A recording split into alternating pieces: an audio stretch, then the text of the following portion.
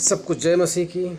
आइए हम प्रभु के वचन से कुछ सीखते हैं। परमेश्वर का हृदय मनुष्य की संगति के लिए तड़पता है, ठीक उसी प्रकार से जैसे एक माँ अपने तुतलाने वाले बच्चे की आवाज़ को सुनने की इच्छा रखती है।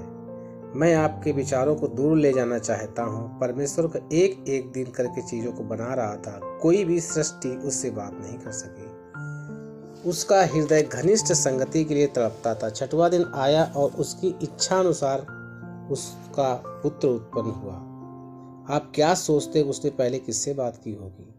वह किसके साथ बगीचे में घूमता रहा होगा? कितना सुंदर दृश्य था। परमेश्वर और मनुष्य बाहें डालकर घूम रहे थे। उसकी मीठी बाणी से आदम का हृदय प्रेम से भर जाता होगा।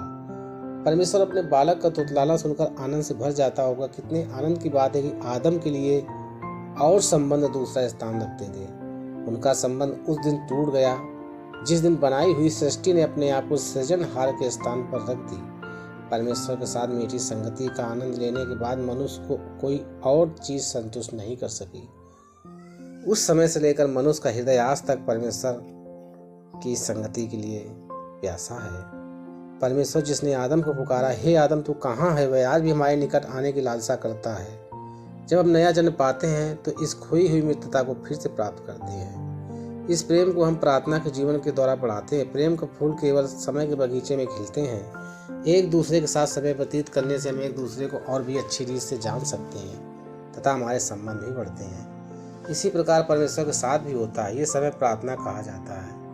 परमेश्वर के साथ परिचित होने के लिए धर्मशास्त्र के वीरों ने उनका साथ अधिक समय व्यतीत किया। इब्राहिम परमेश्वर का अच्छा मित्र था। ईश्वर ने इस बात को साफ रूप से कह दिया कि इब्राहिम उसका मित्र है और वे इस प्रकार रहे भी। इस बात पर विचार करते हैं कि परमेश्वर और मनुष्य एक दूसरे के मित्र हो सकते हैं। मेरा हृदय आनंद से भर जाता है। इब्राहिम जहाँ भी गया उसने परमेश्वर के लिए एक वेदी बनाई, परमेश्वर को दंडवत किया और उससे बातचीत करने के लिए समय निकाला। परमेश्वर अपने भेदों को इब्राहिम से छिपा नहीं सका। उसने साफ रूप से कहा, ये जो मैं करता हूँ क्या इब्राहिम से छिपा रखूँ? जैसा कि उत्पत्ति 18-17 पद में लिखा है।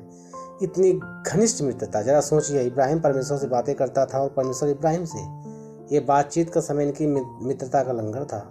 क्या आप भी परमेश्वर के साथ घनिष्ठ मित्रता रखने की लालसा रखते हैं? यदि रखते हैं तो अपने प्रार्थना के समय को हर प्रकार से बढ़ाने का प्रयत्न करें। आज हमें परमेश्वर के साथ घनिष्ठता बढ़ाने की जरूरत है, उससे प्रेम करने की जरूरत है।